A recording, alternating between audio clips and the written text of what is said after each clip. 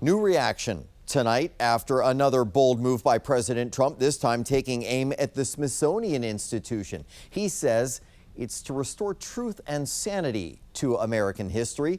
Critics say he's trying to whitewash it. 7 News' Carl Willis tonight with both sides.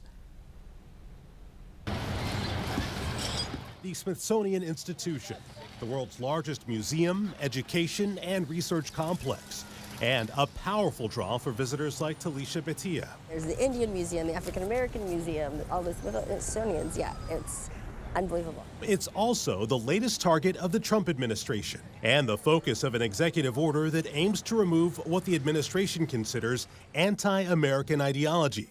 Certain narratives on the country's racial history.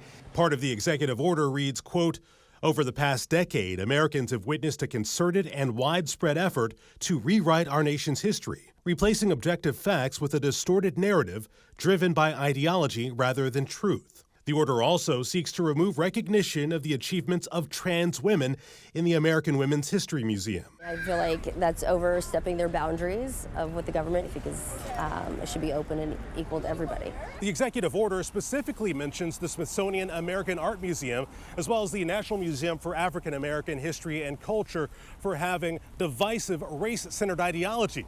But some say this is an attempt to erase history. It really hurts your generation, because your history is who you are. And more controversy over a separate executive order this week. This is only the latest in a pattern of attacks on our ability to control our own affairs. The order would create a surge of law enforcement in public areas, maximize immigration enforcement, and help DC's crime lab get its accreditation. We have a lot of good things happening in our country. Patrice Sultan with DC Justice Lab says this makes her feel unsafe. I actually see it as quite dangerous to keep doubling down on policies we know have failed just to score political points with people who don't even live here. Carl Willis, 7 News.